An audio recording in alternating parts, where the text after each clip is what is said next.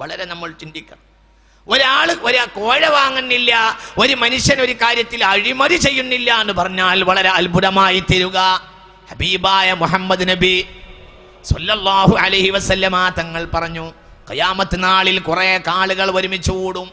എന്നിട്ട് ഒരാള് ആ കൂട്ടത്തിൽ ഒരു വിഷയം തീരുമാനിക്കും. എന്നിട്ട് വിളിച്ചു ചോദിക്കും, ഹൽ ഫീകും അമീൻ, ഈ കൂട്ടത്തിൽ എവിടെയെങ്കിലും വിശ്വസിക്കാൻ പറ്റിയ ഒരാളെ കിട്ടാണ്ടോ എന്ന് വിളിച്ചു ചോദിക്കും. നമ്മൾ ചിന്തിക്കണം കേട്ടോ, വളരെ പ്രധാനപ്പെട്ട ഒരു കാര്യം. ഭൂമി കുലുക്കം ഖിയാമത്ത് നാളിന്റെ അടയാളമായ ഭൂമി കുലുക്കം ഉണ്ടാവാൻ അടയാളം, അതുണ്ടാവാൻ അടയാളമാണ് ഈ ഹബീബായ നബി. ഈ 15 കാര്യമാണ് കഴിഞ്ഞാൽ പിന്നെ ഭൂമി കുലുക്കാവും, പിന്നെ ദജ്ജാലാകും എന്ന് മുഹമ്മദ് നബി സ്വല്ലല്ലാഹു അലൈഹി വസല്ലം. നിങ്ങൾ ചിന്തിക്കണം, ഈ ഭൂമി കുലുക്കം ദജ്ജാലിൽ അവസാനിക്കുന്ന ഭൂമി കുലുക്കമാണ്. ഇത് നിസ്സാരമായ കാര്യമല്ല. ഇപ്പോൾ നമ്മൾ കൊല്ലത്തിൽ 4ഓ 5ഓ കുലുക്കം കാണുന്നതിന് പകരം ഇനി മാസത്തിൽ കണ്ട് പിന്നെ ആഴ്ചയിൽ കണ്ട് പിന്നീട് ദിവസത്തിൽ കാണാൻ തുടങ്ങും. അള്ളാഹു നമ്മളെ കാത്തിരക്ഷിക്കട്ടെ. അതിനൊന്നും വലിയ ആയുസില്ല, നിങ്ങൾ വലിയ കാലമുണ്ട് എന്ന് വിചാരിക്കരുത്. ഈ 15 കാര്യം ഇവിടെ പുലർന്നു കഴിഞ്ഞു. ഇനി മറ്റൊരു കാര്യത്തിലേക്ക്, ഇതൊക്കെ ഇന്ന് സർവ്വസാധാരണയാ. ഒരു സദസ്സിൽ ഒരുമിച്ച് കൂടിയ ഹബീബായ റസൂലുള്ള പറയാണ്, ഒരു സദസ്സിൽ ഒരു കാര്യം തീരുമാനിച്ചിട്ട് ചോദിക്കും, അൽ ഫീകും അമീൻ, ഈ കൂട്ടത്തിൽ വിശ്വസിക്കാൻ പറ്റിയ ഒരാളുണ്ടോ? എന്നിട്ട് അവർ തമ്മിൽ ആളങ്ങനെ തിരയും. എന്നിട്ട് അവർ പറയും, ഇവിടെ ഒരാളെ കാണുന്നില്ല. ഇന്നാലിന്റെ നാട്ടിൽ ഒരാളുള്ളത് കേൾക്കുന്നുണ്ട് പറയുന്ന. നിങ്ങൾ ആലോചിക്കുക, ഇത് ഖിയാമത്ത് നാളിലെ അമ്നായിരിക്കുമെന്ന് മുഹമ്മദ് നബി സ്വല്ലല്ലാഹു അലൈഹി വസല്ലം. അതാണ് പുതുമിതൽ അന്യാധീനപ്പെടുക, അതിനുവേണ്ടി നിയമമുണ്ടാക്കുക. 969 ഭൂപരിഷ്കരണ നിയമമുണ്ടായപ്പോൾ പള്ളിയുടെ വഖഫ് സ്വത്ത് വാങ്ങിക്കൊണ്ടുപോയ ഹാജിമാരാണ് പിന്നെ ഹജ്ജിന് പോയത്. ചിന്തിക്കുക, സർക്കാരിന് ഇത് പറയാൻ എന്റെ അധികാരം. അള്ളാഹുവിന്റെ വഖഫ് ഭൂമിയെ പറ്റി പറയാൻ പിന്നെ കുലുക്കവും സുനാമിയും ഉണ്ടാകുന്നതിനെ പറ്റി ആലോചിക്കണ്ട. നിങ്ങൾ ചിന്തിക്കുക, വഖഫിന്റെ ഭൂമി അൽ വഖഫു അൽ ഹബ്സു, വഖഫിന്റെ മണ്ണിൽ നിന്ന് ഇറങ്ങിപ്പോയിരുന്ന കാലഘട്ടത്തിൽ, പഴയ കാലത്ത് ചിന്തിക്കുക. ഈ കൂട്ടത്തിൽ ആരെങ്കിലും അങ്ങനെ വഖഫിന്റെ ഭൂമിയിൽ ആരെങ്കിലും കൈവശം വെച്ചിട്ടുണ്ടെങ്കിൽ വെറുതെ ക്ലാസ്സിന് വന്നിട്ട് നേരം കളയണ്ട, അതിലൊന്നും നേട്ടല്ല. അങ്ങനെ കുറെ ആളുകളെ കൂട്ടുന്ന കല്യാണവും ഇവിടെ ഇല്ല. നിങ്ങൾ ചിന്തിക്കുക, 969 ഭൂപരിഷ്കരണ നിയമം കൊണ്ടുവന്നു. പഴയ കാലത്തും ഈ കാലത്തും തമ്മിലുള്ള വ്യത്യാസം അൽ വഖഫു അൽ ഹബ്സു. വഖഫ് എന്നാൽ ഹബ്സാണ്.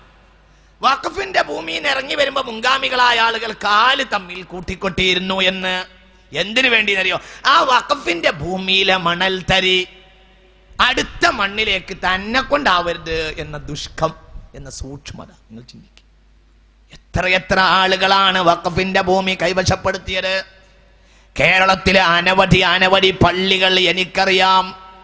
ഹൈക്കോടതിയിൽ കേസുള്ള പള്ളിയും കേസ് ഒഴിവാക്കിയിട്ട് അതിനുള്ള പൈസ കൂടി പാവപ്പെട്ട ജനങ്ങളിൽ നിന്ന് വെള്ളിയാഴ്ച പിരിച്ചെടുക്കണ്ട, അത് കിട്ടൂലാന്ന് ബോധ്യപ്പെട്ടിട്ട് അവസാനം പിന്തിരിഞ്ഞ പള്ളി. എന്നല്ല ധനത്തിന്റെ പകുതി കുടിയാന് വകവെച്ച് കൊടുത്ത പള്ളി എത്രയുണ്ട്. ജമ്മിക്കുടിയാൻ വിളംബരമുണ്ടായപ്പോ ഭൂപരിഷ്കരണ നിയമം കൊണ്ടുവന്നപ്പോ 969 ഭൂമി, പള്ളിയുടെ വഖഫിന്റെ ഭൂമി പാട്ടത്തിനെടുത്തിരുന്ന ആളുകൾ പലരും അത് കൈവശപ്പെടുത്തി. ഇന്ന് അവിടെയാണ് അവരുടെ മുഴുവൻ. അത് പിന്നീട് അവർ വിൽപ്പന നടത്തിയാൽ പോലും ആ വിൽപ്പന സ്വഹീഹാവുകയില്ല. എങ്ങനെ സ്വഹീഹാവും? ചില ആളുകൾ അത് പൈസ കൊടുത്ത് വാങ്ങി, അതെങ്ങനെ സ്വഹീഹാവുക? യഥാർത്ഥമായി കച്ചവടം നടക്കാത്ത ഒരു കാര്യത്തിൽ എങ്ങനെ ക്രയവിക്രയം നടക്കും? വഖഫ് എന്നാൽ അൽ വഖഫു അൽ ഹബ്സു. അടിസ്ഥാനപരമായി അർഹരല്ലാത്ത കാര്യമാണ് അവിടെ കൈവശപ്പെടുത്തിയത്. ഇങ്ങനെയുള്ള കാലഘട്ടം, ഇങ്ങനെയുള്ളൊരു അവസ്ഥ പ്രപഞ്ചമാകെ വരിക. അള്ളാഹുവിന്റെ വഖഫിന്റെ ഭൂമിക്ക് വിലയില്ലാതെയാവുക. നിങ്ങൾ ഇത് ഉണ്ടായിട്ടില്ലേ? നിങ്ങൾ ചിന്തിക്കും. ഇതാണ് സനവാതുസ്സലാസിലി, ഇതാണ് സനവാതുസ്സലാസിലി. ഇതാണ് ഭൂമി കുലുക്കത്തിന്റെ കൊല്ലങ്ങൾ കൂടാൻ കാരണം എന്ന് നമ്മൾ ചിന്തിക്കണം. ഇതൊക്കെ മുഹമ്മദ് നബി, ഇത് നിങ്ങൾ 69 നിയമമല്ല, ഇത് 1400 കൊല്ലം മുമ്പുള്ള നിയമമാണ്. ഇത് മുഹമ്മദ് നബിയുടെ നിയമമാണ്. എത്ര ആളുകൾ, അങ്ങനെയുള്ള ആളുകൾ പലരും അവസാനം അവർ തന്നെ പള്ളി കമ്മിറ്റിയായി, അവർ തന്നെ മദ്രസ കമ്മിറ്റിയായി, അവരൊക്കെ നാട്ട് നിയന്ത്രിക്കുന്ന ഭരണാധികാരികളായി. അവരൊക്കെ വലിയ വലിയ ആലിമീങ്ങൾക്ക് ഭക്ഷണം കൊടുക്കുന്നവരായി, വലിയ വലിയ ആളുകളായി, ഏതോ ബഹുമാനപ്പെട്ട സ്ഥാനങ്ങളിൽ പോയിട്ട് ആലിമീങ്ങളെയും സയ്യിദന്മാരെയും കണ്ടിട്ട് കൈപിടിച്ച് മുത്തി വന്നാൽ എല്ലാ തിന്മകളും ചെയ്യാമെന്ന് വിചാരിക്കുന്ന ഹാജിയമാരെ കാലഘട്ടമുണ്ടായി. ഇതൊന്നും ഞാൻ ഒന്നും ഉണ്ടായിട്ട് പറയല്ലോ, ഒക്കെ സത്യമായിട്ട് പറയാം. ചില ആളുകൾക്ക് തിന്മ നടപ്പിലാക്കാനും നിങ്ങൾ ആലിമീങ്ങളെയും സയ്യിദന്മാരെയും ആദരിക്കുന്നതിന്റെ മറവിൽ അവർ തിന്മയെ സംശീകരിച്ചു. അങ്ങനെയുള്ള കാലഘട്ടം വന്നാൽ ഇവരുടെ അവസാനത്തെ ആൾ ദജ്ജാൽ ലഅനത്തുല്ലാഹി അലൈഹി, ഇവരെ അവസാനത്തെ പ്രതിനിധി ദജ്ജാലാകുമെന്ന് മുഹമ്മദ് നബി. ഇതാണ് ഭൂമി കുലുക്കത്തിന്റെ ഒരു കാരണം. വൽ അമാനതു മഗ്നമാ, നേരത്തെ പറഞ്ഞതുപോലെ അമാനത്ത് മഗ്നമാവുക, ഒരു സമരാർജിത സമ്പത്ത് പോലെ അമാനത്തിന്റെ സ്വത്ത് മനുഷ്യൻ വാങ്ങിക്കൊണ്ടു പോവുക, മനുഷ്യൻ ഓഹരി ചെയ്തെടുക്കുക, എന്നെ പകുതി പള്ളിക്കും പകുതി കുടിയാനും.